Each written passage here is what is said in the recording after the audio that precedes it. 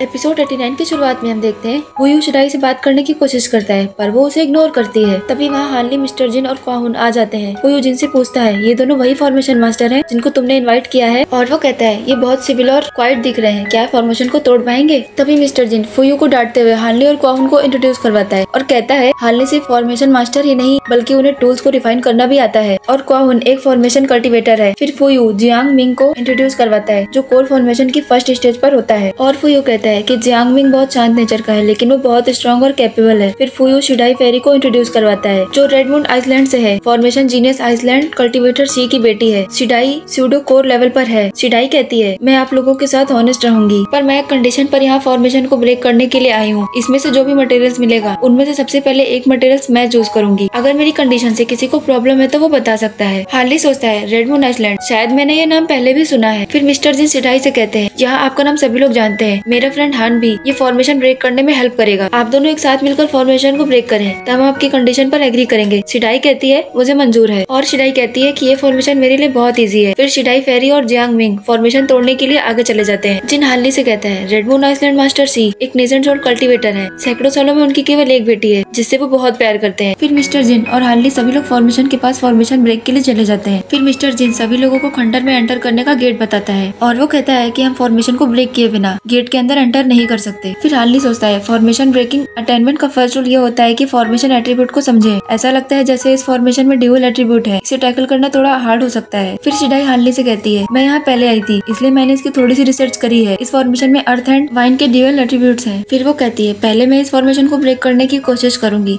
अगर आप चाहते हो तो आप भी इस फॉर्मेशन को ब्रेक करने में मुझे ज्वाइन कर सकते हो। फिर हम देखते हैं शिडाई फॉर्मेशन को ब्रेक करने के लिए मैजिक टूल्स का यूज करती है पर उससे फॉर्मेशन पर कोई फर्क नहीं पड़ता। फिर वो कहती है ये कैसे स्ट्रेंज फॉर्मेशन है, ऐसा लगता है कि इसमें कोई अलाइव है। तभी हार्ली शिडाई से कहता है पीछे हटो, और हार्ली अपनी बाइडुओ टू पोलरिटीज फॉर्मेशन से एक जाल बना देता है। शिडाई हार्ली से कंटिन्यू करने को कहती है। हार्ली अपनी पावर का यूज करके फॉर्मेशन को ब्रेक करने की कोशिश करता है। तभी उस फॉर्मेशन से एक बीस्ट बाहर निकल कर आता है और हार्ली अपनी पावर से उस बीस्ट को नष्ट कर देता है और उस फॉर्मेशन को ब्रेक कर देता है। फिर हम देखते हैं सब लोग फॉर्मेशन के अंदर आइसलैंड में एंटर करते हैं। वहाँ बहुत सारे स्टोन और मटेरियल्स देखने को मिलते हैं। तभी शिडाई हार्ली से कहती है आप सच में एक फॉर्मेशन मास्टर है, मैं कुछ ज्यादा ही कॉम्पिटिटिव हो रही थी, मैं आपके सामने खुद को एक्सपर्ट दिखाने की कोशिश कर रही थी, मैं इम्पोलाइट होने के लिए माफी चाहती हूँ, प्लीज आप मुझसे एंग्री मत होना। तभी हार्ली सोचने लगता है ये लड़की बहुत तेजी से अपना बिहेवियर चेंज करती है, और वो शिडाई से कहता है कि आपको इतना पोलाइट होने की कोई जरूरत नहीं है, मैं आपको हिंट्स के लिए थैंक्स करता हूँ, आपकी वजह से मुझे ये रियलाइज हुआ कि इस फॉर्मेशन के रियल नेचर एक बीस्ट है। मुझे बीस्ट को डिफीट करने के लिए बाइडुओ डुअल पोलरिटीज फॉर्मेशन का यूज करना पड़ा, मैं अकेला ये सब नहीं कर सकता था। फिर शिडाई कहती है आप बहुत मॉडेस्ट हो सीनियर हान, एक्चुअली 20 साल पहले मैंने आपकी केव का फॉर्मेशन होते हुए देखा था और मैंने आपको एक साथ आने और नोट्स कंपेयर करने के लिए इनवाइट करने के लिए एक मैसेज भी छोड़ा था, पर आपने मुझसे कभी कांटेक्ट नहीं किया। मैंने सोचा था कि आप बहुत ऑरेगेंट हो और आप मुझे नीचा समझते हो। तभी हार्ली इस मैटर के लिए शिडाई से सॉरी कहता है और कहता है मैं 20 साल पहले क्लोज डोर ट्रेनिंग में था इसलिए मैं आपसे कांटेक्ट नहीं कर पाया, मैं इसके लिए माफी चाहता हूँ। अगर आप इससे सहमत है तो शायद इस चांस के साथ फॉर्मेशन पर हम नोट्स कंपेयर कर सकते हैं, जो भी मैं इसके बारे में जानता हूँ वो सब मैं आपको बताऊंगा। फिर शिडाई कहती है मुझे ये सुनकर बहुत खुशी हो रही है एल्डर हान, मैं आपके लिए लॉयल रहूंगी। फिर हम देखते हैं आइसलैंड पर कुछ चेंजेस नजर आते हैं जो कि बहुत डेंजरस लग रहे होते हैं। तभी वहाँ से सब लोग जाकर देखते हैं। तभी हुयू कहते हैं ये फॉर्मेशन कैसा है, टूटने के बाद भी कैसे बच सकता है, क्या हम ड्रीम वर्ल्ड में है। तभी हुयू अपनी स्पिरिचुअल लाइफ का यूज करके फॉर्मेशन पर अटैक करता है लेकिन उससे कुछ नहीं होता। शिडाई कहती है जिसने भी इस फॉर्मेशन को डिजाइन किया है वो एक फॉर्मेशन मास्टर हो सकता है। इस फॉर्मेशन को फुल ऑफ इवल भी कहते हैं। इसमें 3 लेयर होती है, आउटर लेयर फॉग की होती है जो सेंस छीन लेती है, बीच में फॉगी बीस्ट होता है जो लीवर और गट्स को शेक कर देता है, इनर लेयर सबसे डेंजरस होती है, ये कलरफुल दिखती है लेकिन अंदर फायर डिमन से भरी हुई होती है। जी डिमन उसी फायर में सांस ले सकता है जिस लेवल की फायर कोर फॉर्मेशन कल्टिवेटर्स ने क्रिएट कर रखी है, और इस फॉर्मेशन के 3 सन एरिया में इंस्टेंटली एंडलेस रिवाइव भी हो सकते हैं। अगर हम सडन फॉर्मेशन में एंटर करते हैं और अंदर सील हो जाते हैं तो हम इस डेमन के साथ एंडलेस फाइट कर सकते हैं। फिर हार्ली कहता है इनर और आउटर लेयर एक दिखावा है जो एसेंस को सोर्स करता है, अगर हमें फॉर्मेशन को ब्रेक करना है तो हमें स्पिरिचुअल ऑरे को आइसोलेट करना होगा, फिर हमें 3 सन लेयर को डिस्ट्रॉय करना होगा और फिर गई शुई के साथ डूबना होगा, इसी तरह हम फॉर्मेशन को ब्रेक कर सकते हैं। फिर हार्ली शिडाई फेरी से कहता है क्या आपने कभी स्पिरिचुअल आइसोलेटिंग फॉर्मेशन के बारे में सुना है। फिर शिडाई हार्ली को स्पिरिचुअल फॉर्मेशन दिखाते हुए कहती है ये काफी इम्प्रेसिव है सीनियर, वैसे इस फॉर्मेशन को सेट करना इजी है लेकिन इसे ऑपरेट करने में एफर्ट करना होगा, हमें एक साथ कई सर्वल कोर्सेज को स्टार्ट करने की नीड है और हमें 15 मिनट तक इस एरिया में स्पिरिचुअल पावर को डिएसोसिएट करना होगा, फिर हम फॉर्मेशन को ब्रेक कर पाएंगे। मैं कोर्सेज शुरू करूंगी और एल्डर हान फॉर्मेशन को ब्रेक कर देंगे। आप सब चीज से फाइट करने की तैयारी करें। फिर हानली कहता है बाद में मैं गई हुई बिग डिपर फॉर्मेशन को बाहर सेट करूंगा। फिर मेरा जूनियर मेरे फॉर्मेशन के बाहर स्पिरिचुअल आइसोलेटिंग फॉर्मेशन सेट करेगा। एक बार जब हम उसके फॉर्मेशन स्पिरिचुअल ऑरे को डिएसोसिएट करने का काम करेंगे तो गई हुई फॉर्मेशन को खो देगा। इसकी वाटर पावर खत्म हो जाएगी और naturally water most fire demons और सन एरिया को डिफीट कर देगा। तभी जिन कहते हैं अगर कोई चीज बच निकला तो आप उसे हम पर छोड़ दे। फिर हानली कहता है इस बैटल के लिए मैजिक टूल्स और magic treasure water spiritual power के मैजिकली ट्रेजर की जरूरत है और डीमन को अपने क्लोज मत आने देना। फिर फुयू हानली की तारीफ करते हुए कहता है जिन आपके बारे में बिल्कुल भी सही थे, मैं भी तुम्हें बहुत लाइक करने लग गया हूँ। फिर सब बैटल के लिए रेडी हो जाते हैं। तभी हानली वाटर फॉर्मेशन करता है। शिडाई भी अपनी फॉर्मेशन करती है जिससे स्पिरिचुअल आइसोलेशन गई सुई बिग डिगर फॉर्मेशन बन जाती है। फिर फुयू कहता है कि उतना भी कॉम्प्लिकेटेड नहीं था जितना कि मैं सोच रहा था। फिर शिडाई कहती है अगर ये मेरे और एल्डर हान के लिए नहीं है तो आप पहले भी इस लेयर को ब्रेक नहीं कर सकते थे। सीनियर हान और मैं फॉर्मेशन बनाए रखेंगे। फिलहाल आप ची को मारने के लिए पूरा फोकस करें। सीनियर हान को मत भूलना। मैं सबसे पहले ट्रॉफियां चूज करूंगी। तभी हानली सोचता है इस फॉर्मेशन में प्रॉब्लम है या इस आइसलैंड में। शिनरेन की फॉर्मेशन बुक के अकॉर्डिंग 3 सन एरिया में ची को फंसाने का सोल्यूशन डीमन को पकड़ने और फॉर्मेशन क्रिएट करने का तरीका केवल 400 साल पहले सामने आया था। अगर ये लैंड सच में एशियन कल्टीवेटर्स ने छोड़ा है तो ऐसी फॉर्मेशन कैसे हुई। तभी जियांगमिंग कहता है आप लोग शायद नहीं जानते होंगे कि पास्ट में जब जिन और मैं डीमंस का शिकार करने के लिए आउटसाइड में डेजर्ट आइसलैंड पर गए थे तो वहाँ की फॉर्मेशन इस आइसलैंड से ज्यादा बड़ी थी। मैंने उसे इजिली ब्रेक कर दिया था। नेक्स्ट सीन में हम एक स्केलेटन को देखते हैं और इसी के साथ हमारा आज का एपिसोड यही खत्म होता है।